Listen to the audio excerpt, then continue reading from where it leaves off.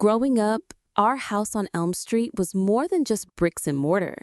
It was a sanctuary filled with the scent of my mother's legendary apple pie, the booming laugh of my father echoing from his armchair, and the endless playful squabbles with my younger brother, Michael. We weren't rich, not by a long shot, but we had something money couldn't buy, an unbreakable bond. Or so I thought. My name is Sarah, and this is a story of how a secret, whispered among whispers, tore my family apart, piece by agonizing piece. It all started, as most family sagas do, with a death. Not a sudden, dramatic one, but the quiet, slow fading of my beloved grandmother, Elsie. She was the matriarch, the glue that held our sprawling, imperfect family together, the keeper of our history. When she passed, she left behind not just a lifetime of cherished memories, but a legacy and a hidden Pandora's box that would forever change everything we thought we knew about our lives. The day of the will reading felt less like a formal event and more like a scene from a somber play. Grandma Elsie's quiet, dust-mottled living room felt heavy with unspoken grief and the crisp scent of old paper. My parents, my younger brother, Michael, now a quiet, watchful man in his late 20s, and I sat stiffly on the velvet couch, listening to Mr. Henderson, our family lawyer. He was a man whose voice seemed perpetually stuck in a monotone, perfect for droning on about assets and liabilities, percentages, and legal jargon. It was all fairly straightforward. The house, some modest savings, a few sentimental heirlooms that had been passed down through generations. My mother dabbed her eyes, my father cleared his throat, and Michael fidgeted, eager for it to be over. Then Mr. Henderson cleared his throat, a small, deliberate sound that somehow managed to cut through the quiet. He adjusted his wire-rimmed spectacles, his gaze sweeping over each of us before landing squarely on me. "And finally," he said, his voice dropping slightly, the first hint of emotion I'd heard from him all morning. "There is a sealed envelope, specifically addressed to Sarah and Emily, to be opened only upon the reading of the will. Emily." Her name hung in the air, thick and heavy, like the humid summer air before a storm.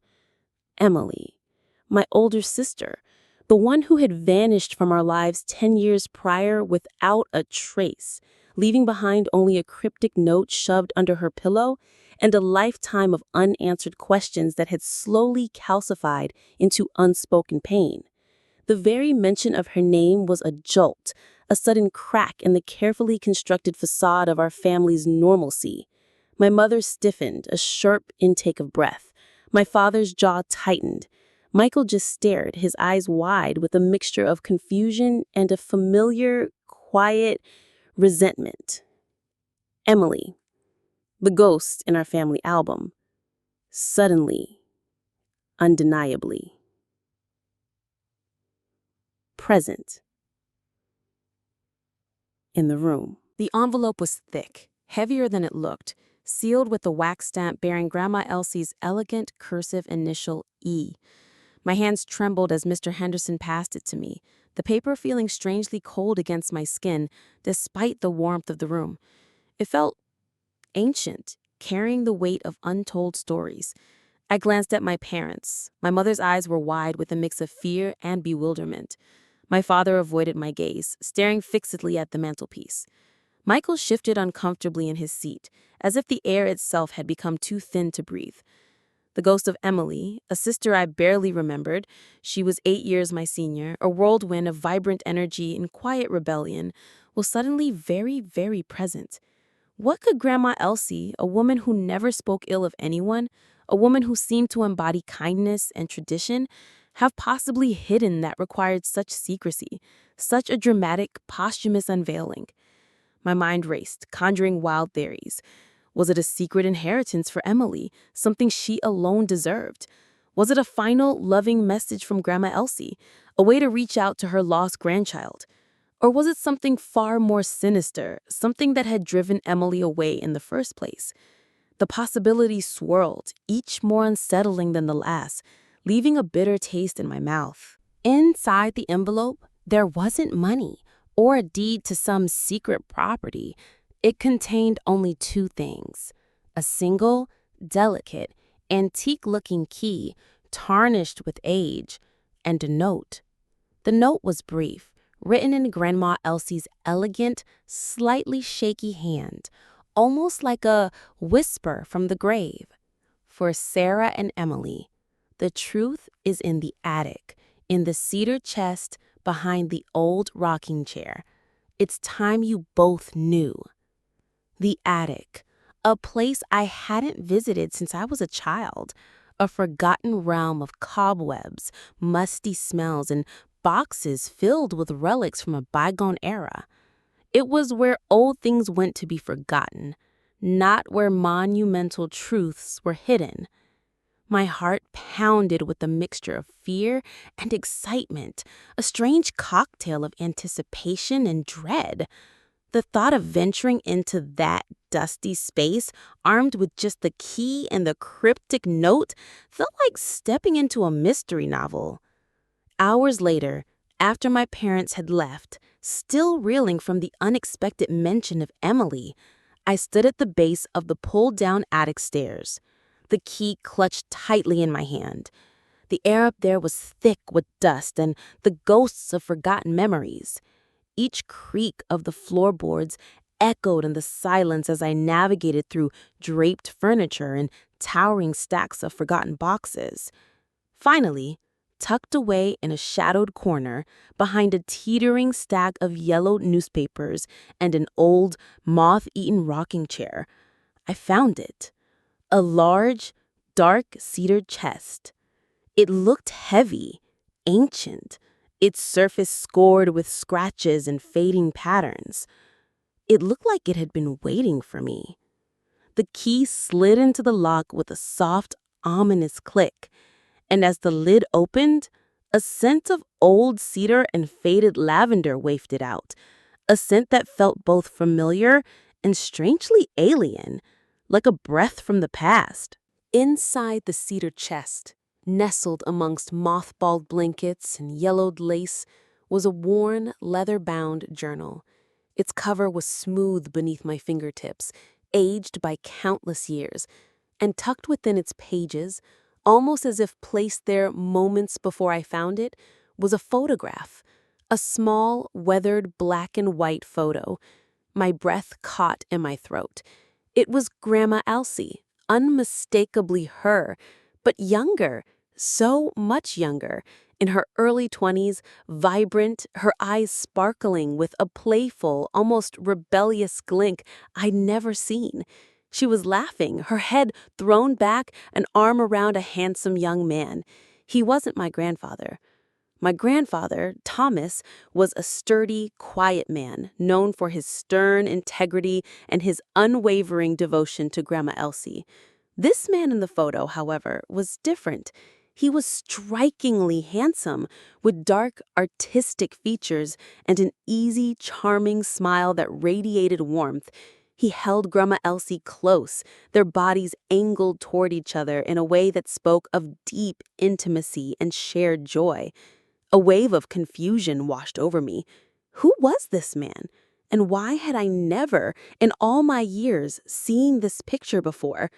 It felt like looking at a stranger, yet it was undeniably my grandmother, radiating a youth and passion that was utterly at odds with the gentle, dignified woman I had always known. The photo felt like a secret heartbeat from the past, fragile and potent all at once. The journal was Grandma Elsie's diary, spanning decades. I carried it downstairs, my mind buzzing with questions, and settled into the familiar armchair in the living room, the one where my father always sat. The silence of the house pressed in around me as I opened the journal, the faint scent of old paper and dried flowers rising from its pages. I started reading, slowly at first, deciphering the elegant, flowing cursive that was so distinctly hers. Page after page, her words unveiled a life I never knew, a life of quiet rebellions, unspoken dreams, and a passionate secret love affair that predated her marriage to my grandfather.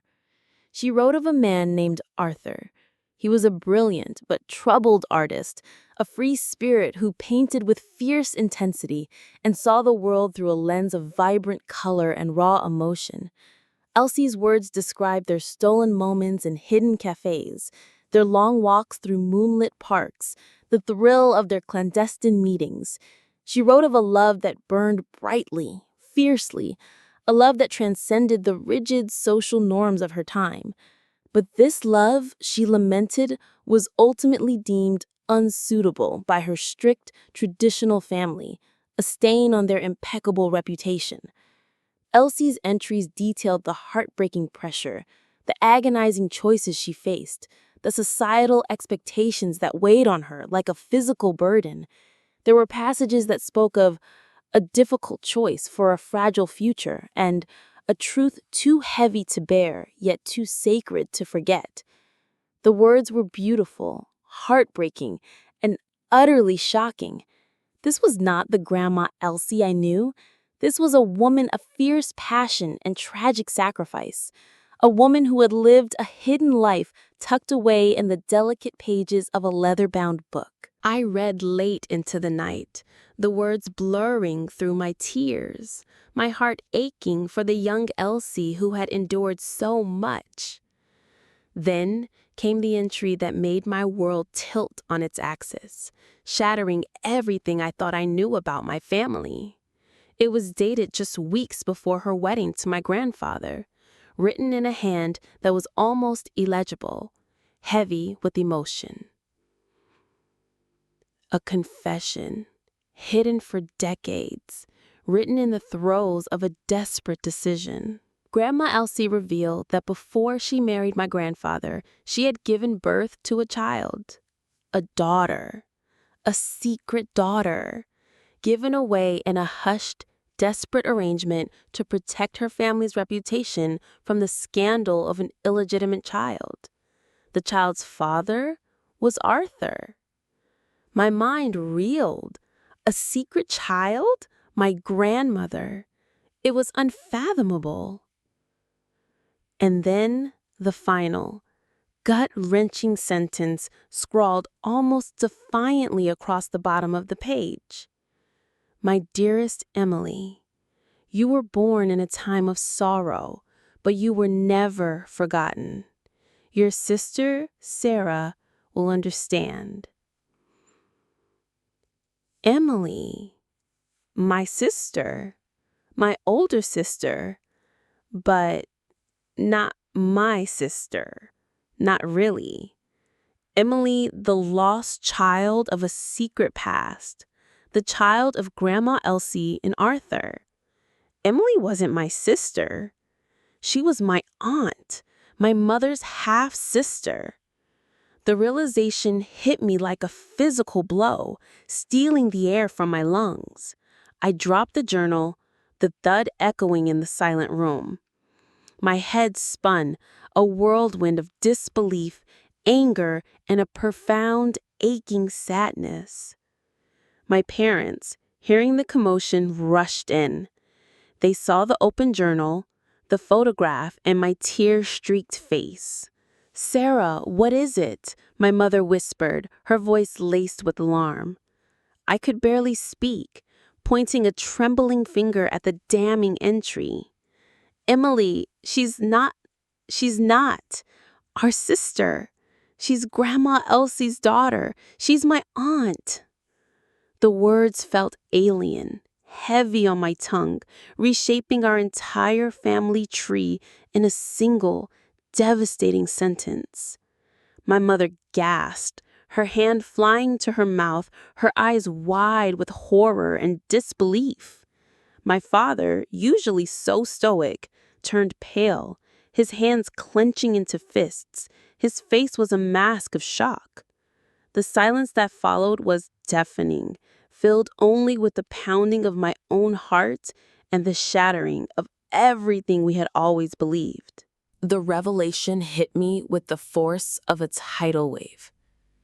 Emily wasn't my sister. She was my aunt, my mother's half-sister, the sister my mother mourned, the child my father had begrudgingly accepted into their lives, was in fact his sister-in-law, his wife's stepsister. The entire framework of our family, the very foundation of our identity, crumbled around me. I looked at the faded photograph of Emily from our family album, a photo I had gazed at countless times over the years, trying to conjure memories of a sister who felt more like a phantom. Her features, always a bit of an anomaly in our family, now made perfect sense. Those striking, deep-set eyes, the rebellious glint that my mother had always attributed to teenage angst, the way she carried herself with a quiet, almost melancholic detachment. It was all clearer now. She carried Elsie's hidden legacy in her very being. Had she known? My mind raced back to Emily's quiet melancholy, her strange detachment, her sudden, inexplicable departure. It wasn't just a teenage runaway act. It was the desperate flight of someone carrying an unbearable burden. Had she stumbled upon this same secret, this family lie that had festered for generations, long before Elsie's journal surfaced? Had she been living with this truth, this crushing weight, for years, while we, her supposed family, remained blissfully ignorant, living in a carefully constructed illusion? The pieces started to fit in a horrifying, irreversible way. Her quiet despair, her yearning for something more, something unknown, it was all tied to this unspoken truth. The realization twisted in my gut, a bitter concoction of grief for the years lost, anger at the deception, and the profound sense of injustice for Emily. I couldn't keep this to myself. This wasn't just my secret. It was theirs. My parents deserved to know the truth about their own family history, about the sister they thought they knew. The dinner table, once a place of laughter, comfort, and lively debate, became a battlefield that night. The aroma of my mother's pot roast, usually so comforting, now felt suffocating. I laid out the journal on the table, its worn leather cover a stark contrast to the gleaming silverware. Next to it, the faded photograph of young Elsie and Arthur, the undeniable proof. "Mom, Dad," I began, my voice trembling but firm. "I found something. Something Grandma Elsie wanted us to know." My mother, pale and tearful, already knew. My father, however, his face contorted in a mixture of anger and disbelief, scoffed. "Sarah, what is this nonsense? Your grandmother would never—" "She did." I cut him off, my voice rising. "Read it. Read what she wrote about Arthur and about Emily. The initial denial, the accusations of me making it up, of misinterpreting, of disrespecting Grandma Elsie's memory, it was all raw and exposed." My mother buried her face in her hands, sobbing uncontrollably. My father paced, his fists clenching and unclenching, his face a mask of betrayed anger. "This is impossible. Elsie would have told us. This isn't real." Michael, caught in the crossfire, stared at the journal, his usual composure shattered. "Sarah, what are you talking about? Emily is our sister," he exclaimed, his voice laced with confusion and a hint of accusation. "No, Michael, she's not," I said, tears streaming down my face now too. "She's Grandma Elsie's daughter. She's our aunt." The words hung in the air, a devastating silence filling the room. The pot roast sat untouched, cold, and forgotten. The carefully constructed piece of our family had shattered into a million pieces, leaving only the sharp edges of truth and the bitter taste of betrayal. The initial explosion of anger and disbelief from my parents slowly gave way to a heavy, suffocating silence. They retreated into their own grief, grappling with the truth that redefined their entire lives. But for me, the shock, though still present, ignited a desperate, unyielding need for answers. Where was Emily? Had she truly vanished into thin air, or had she gone into hiding because she too had stumbled upon this secret? Sleep became a luxury I couldn't afford. My bedroom transformed into a war room of sorts, illuminated only by the soft glow of my laptop screen. I became obsessed, poring over old city records, newspaper archives, online genealogy forums, anything that might give me a clue. I felt a profound, almost spiritual sense of responsibility, not just for my fractured family, but for Emily. This woman who had been denied her rightful place, her true identity for so long, deserved to be found, to be acknowledged. I spent countless hours cross-referencing names, dates, addresses. I looked for any trace of Arthur, the artist, hoping his name might lead me to a connection with Emily. The more I dug, the more I realized how deeply this secret had permeated our lives, subtly shaping our relationships, our perceptions of ourselves, and even the unspoken rules that governed our family. Every tiny detail, every faded photograph, every snippet of information became a piece of a vast, complex puzzle I was determined to solve. The weight of Elsie's secret, now my own, fueled my resolve. I wouldn't rest until I knew what happened to Emily. My relentless search, fueled by endless cups of coffee and countless sleepless nights, eventually led me down an unexpected path. One dusty afternoon, while sifting through online archives of local art history, I found a mention of an exhibition held decades ago featuring the works of a troubled but brilliant artist named Arthur Vance. The description matched Elsie's journal entries perfectly. The exhibition was held at a small, independent gallery, long since closed, but its address, tucked away in an old city directory, caught my eye.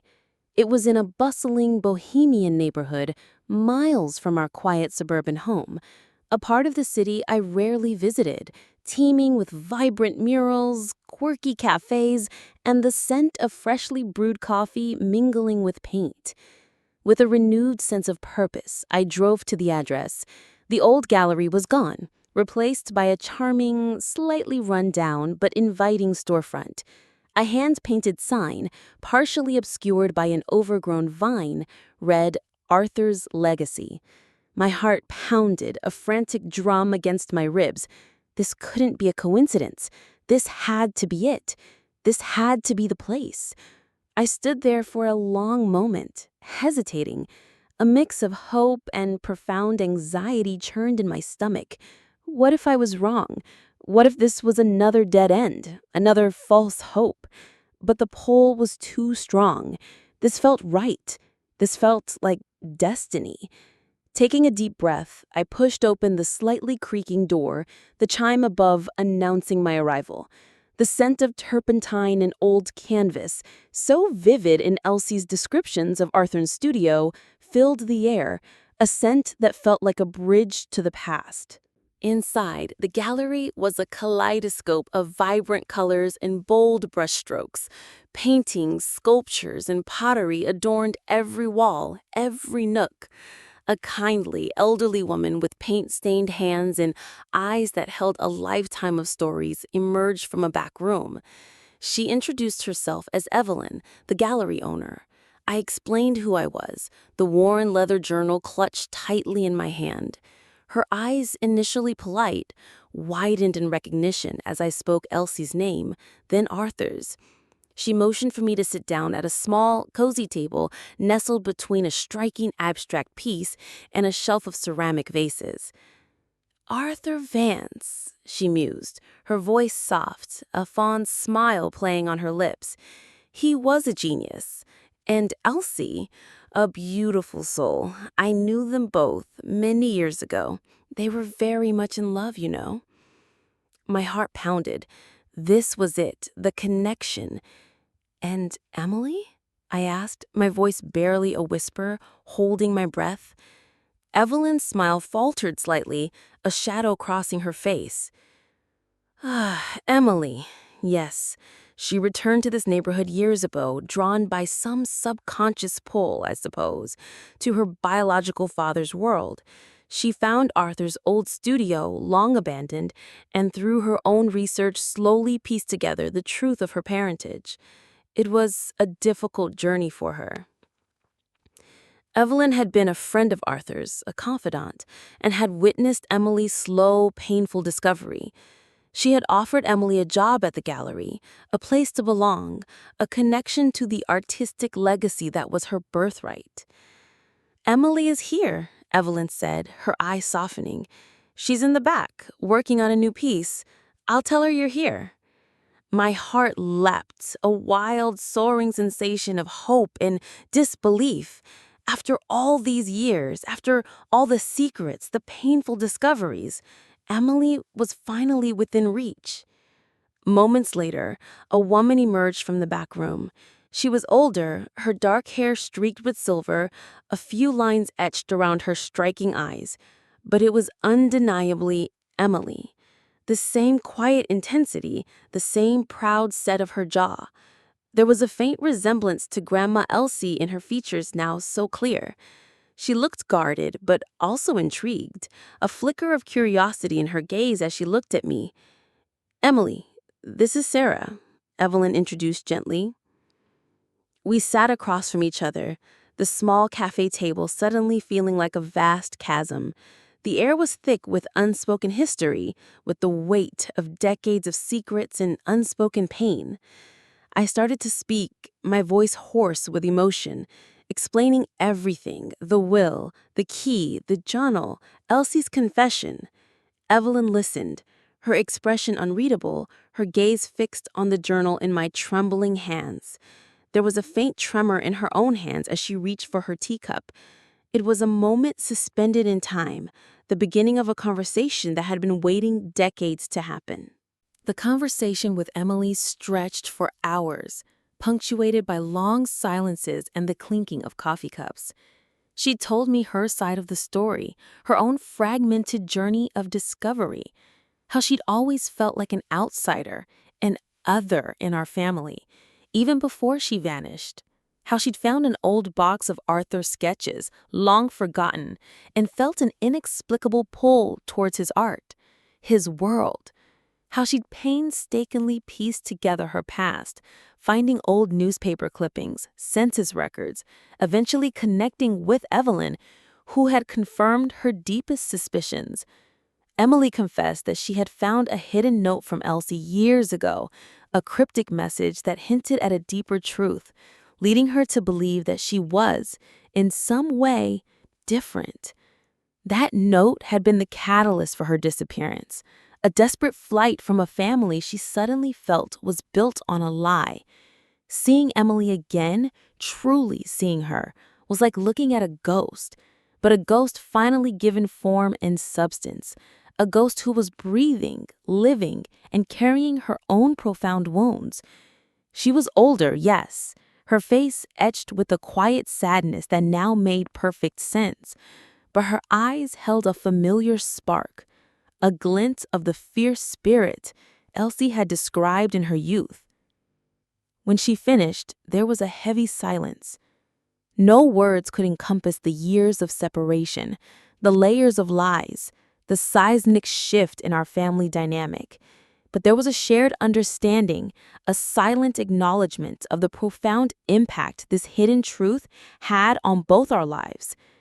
I reached across the table, my hand trembling, and covered hers. And then, without another word, she rose and I rose, and we embraced. It wasn't a Hollywood embrace, not full of dramatic declarations. It was quiet, tentative, but deeply emotional. My tears flowed freely, tears of relief, of grief for all the lost years, of a profound, new kind of love. Emily held me, her own body stiff at first, then slowly relaxing, a soft sigh escaping her lips. It was the embrace of two women, not just sisters, but strangers, bound by a secret that had finally, irrevocably brought them together.